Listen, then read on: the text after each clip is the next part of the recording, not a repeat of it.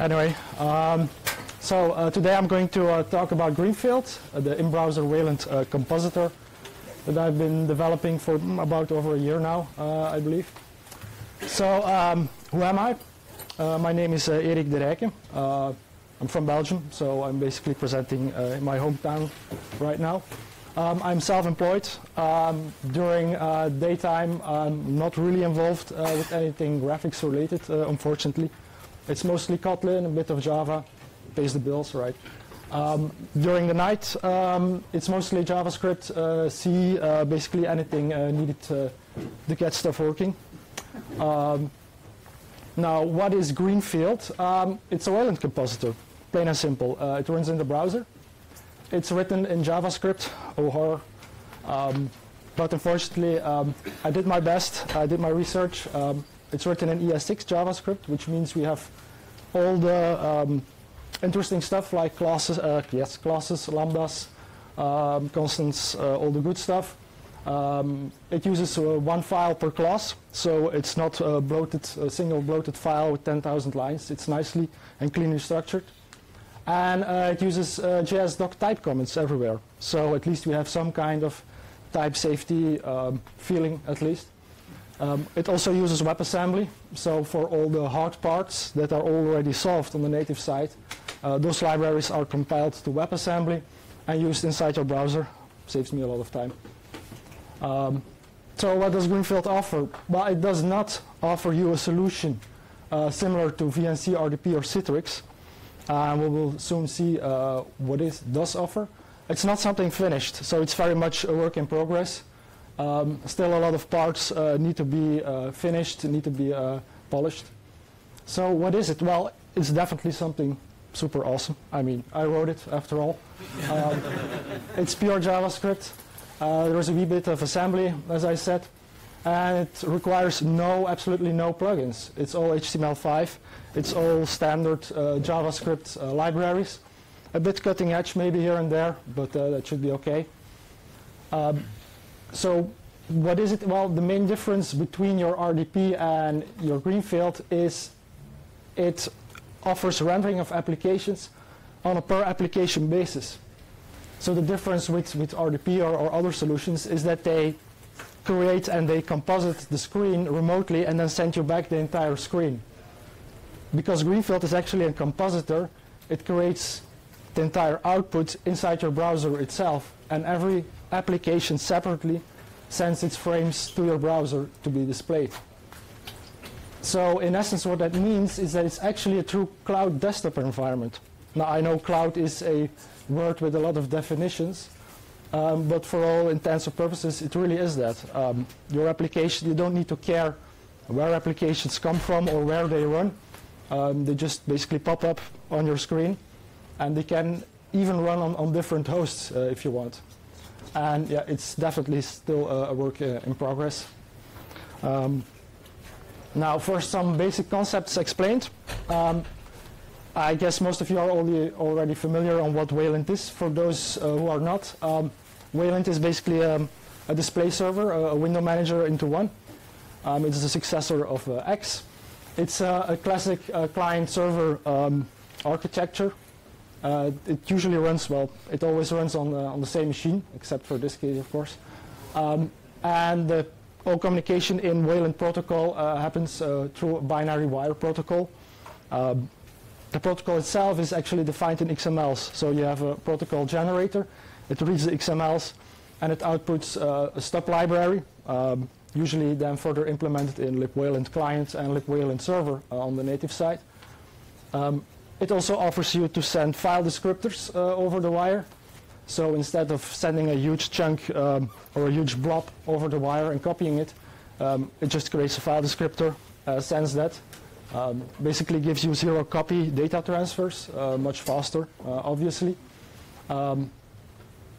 It might be interesting to note that in Greenfield it also does support file descriptors. It does that, however, through a bit of special trickery called WebFD.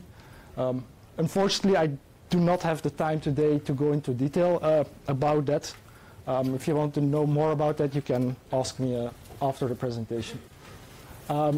A second important building block of Greenfield is WebRTC. Now, what is WebRTC? WebRTC is basically what is the browser's solution to video conferencing. WebRTC allows you to establish a direct peer-to-peer communication between endpoints, between browsers, but it doesn't have to be your browser. And it does that by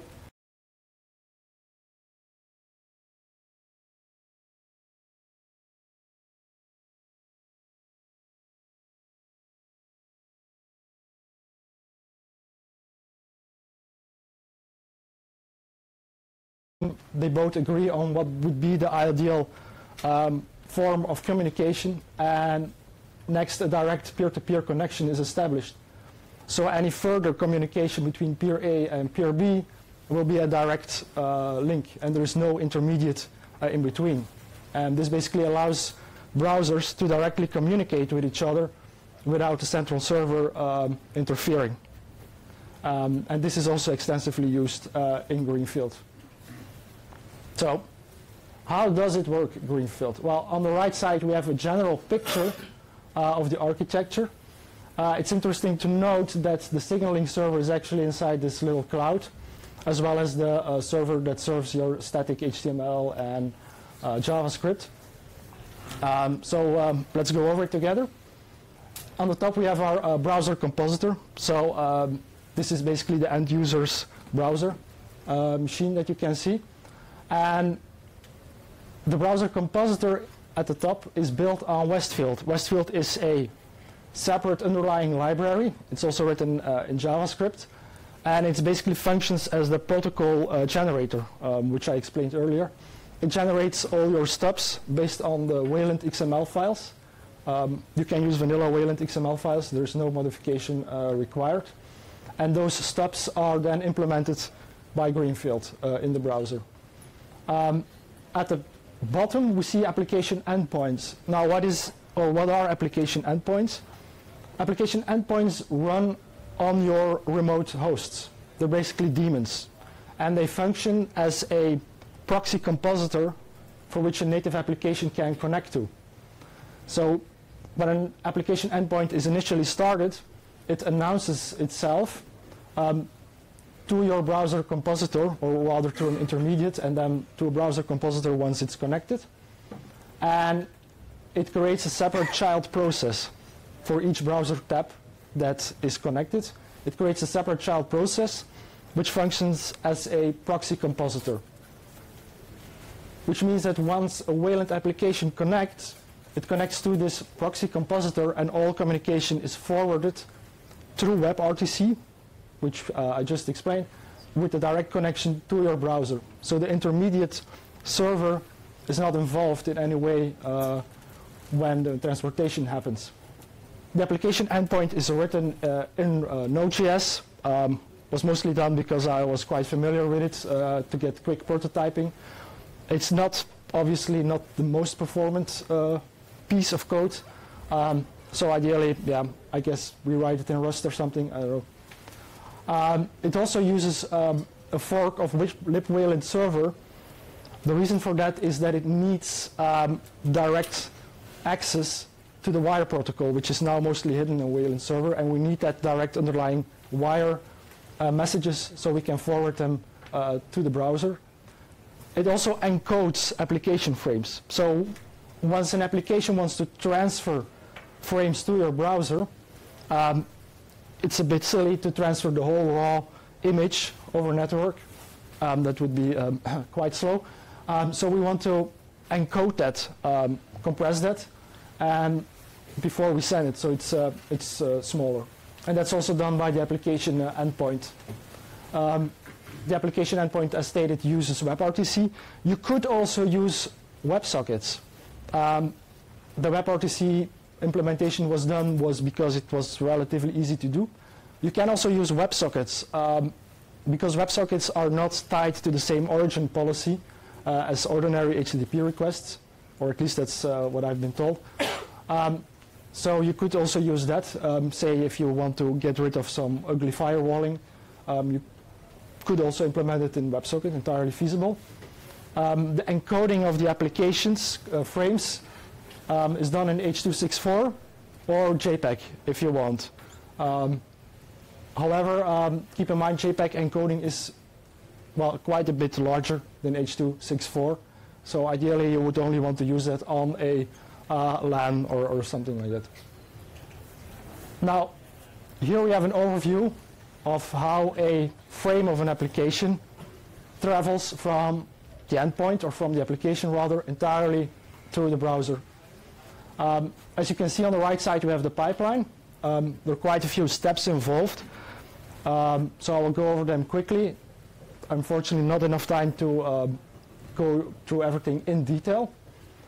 Now, first thing first, when I first started to implement the remote application forwarding, the first thing that comes into mind when you think about showing an application in your browser is video streaming. Browsers support video decoding internally. They do it fast, they do it efficiently. However, in the Wayland protocol, you need to know when a frame is decoded, when a frame is ready to be displayed, and you need to have access to that frame because the Wayland protocol ties a lot of extra state to that frame at the moment it's going to be displayed.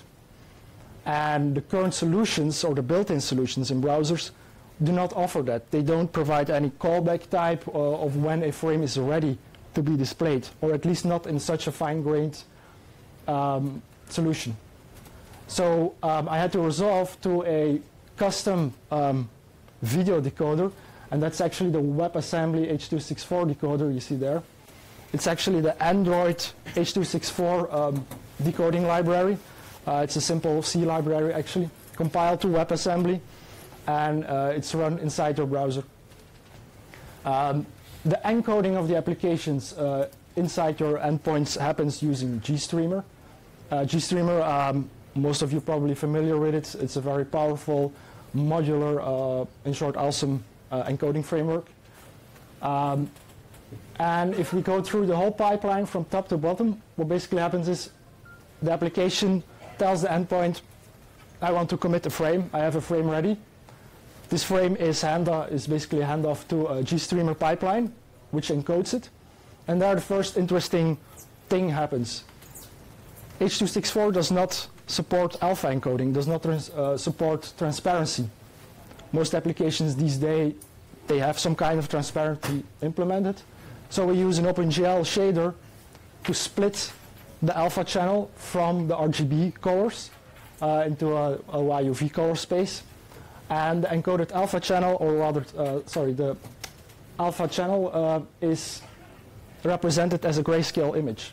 And both images are then encoded to H.264, one a grayscale, which is actually your alpha, and one that is all the opaque colors.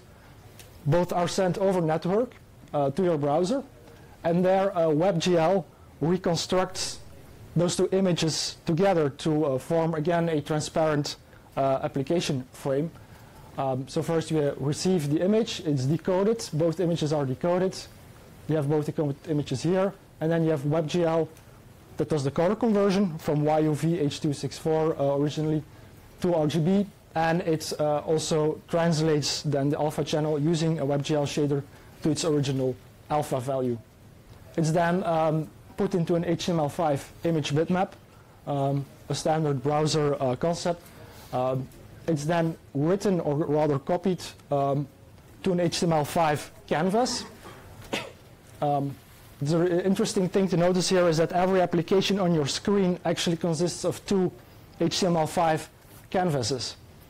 And it uses double buffering to show you a complete and finished picture each time.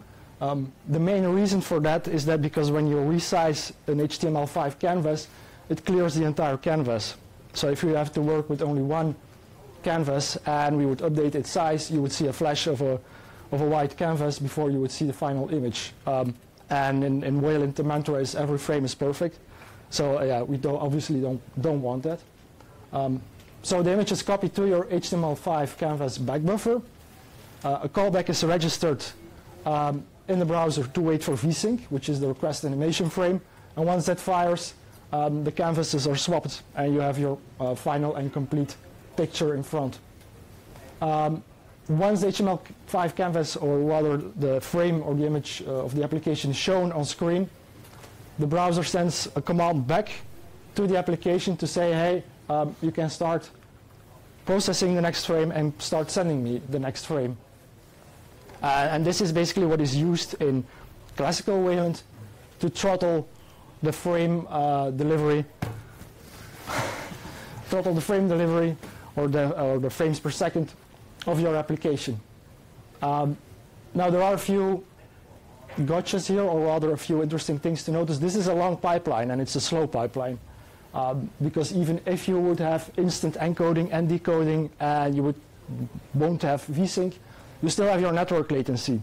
On a slow or network, or definitely the internet, it can be 40, 50 milliseconds. So in the best case scenario, you would get 20 frames per second or something.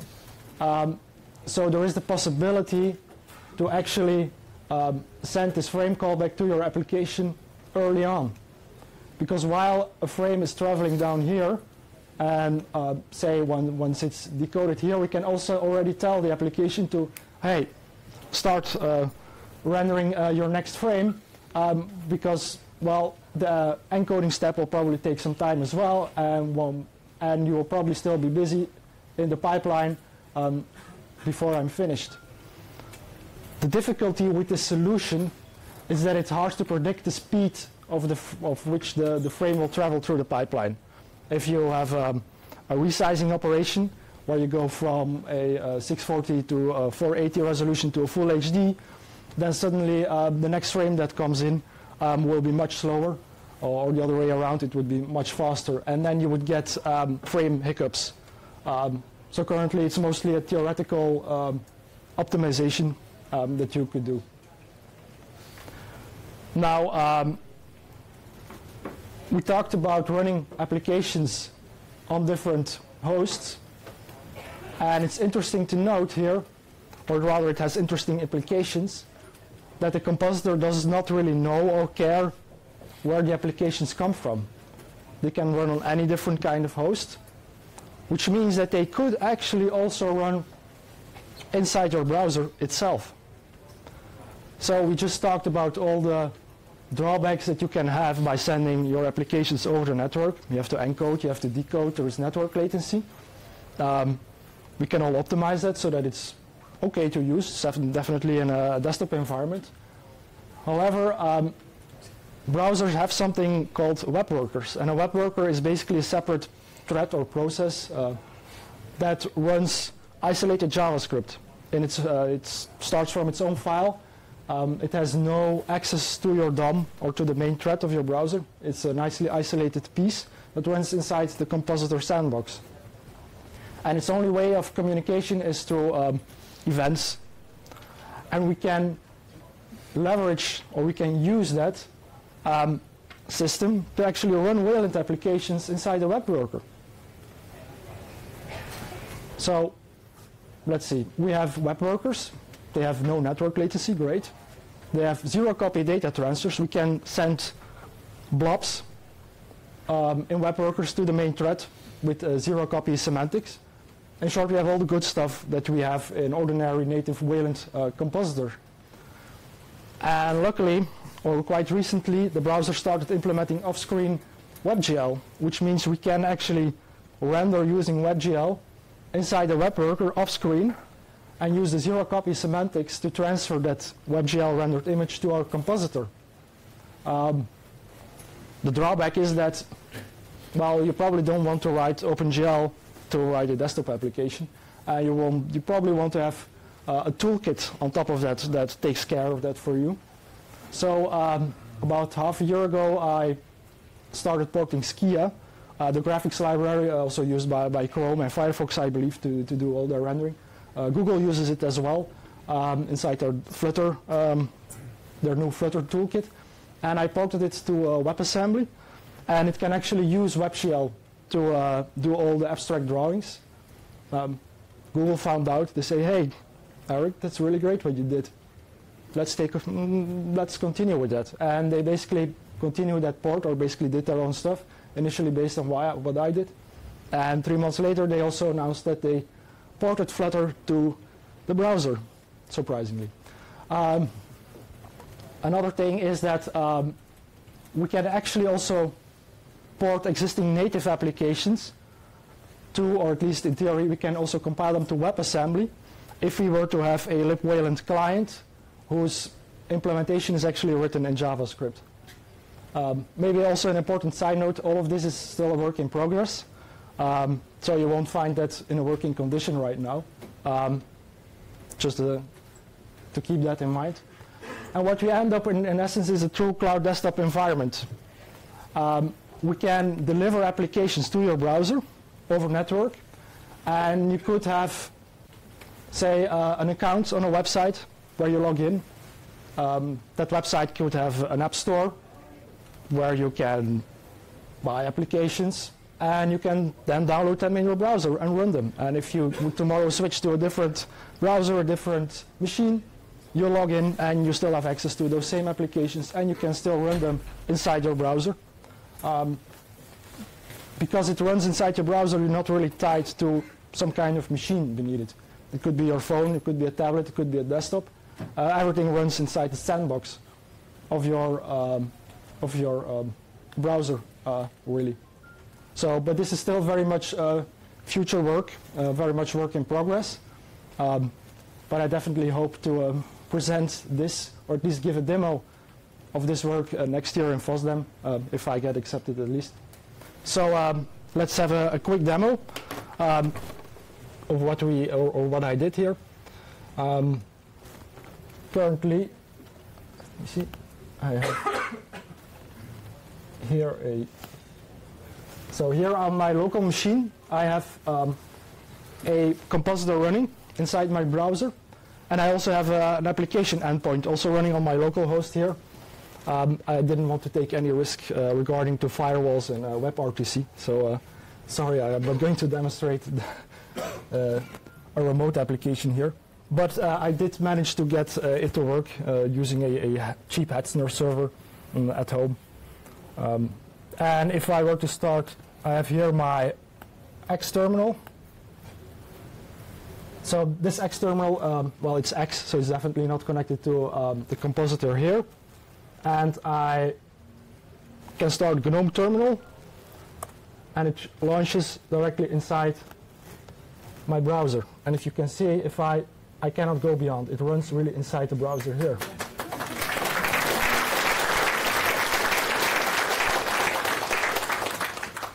It's not subject to any kind of key mapping. The key mapping is handled by the Compositor itself. It uses libxkd common, I believe, which is compiled to WebAssembly, and it uses key map files to do all the transferring. And we use you can see, I can just type. Currently, it's configured to QWERTY, as you can see here. And let's have a quick look at the GTK 3 demo application here. So here we have the application, and the performance is relatively okay. As you can see, the frame rate at the top right. Well, yeah, it's a relatively small screen here. If I would run this in full HD on my laptop, I would get around 30 frames per second. If you would run full HD on a cheap Hetzner server with a 40 millisecond delay, the frames per second drops to 8, 9 if you're lucky. But as you can see here, it has no trouble encoding and decoding it just fine. So that's basically it in a nutshell. If you have any more questions, then please do ask. Can you show us a 3D application? Sure. So inside here, I think there is an example somewhere. I'm not seeing it.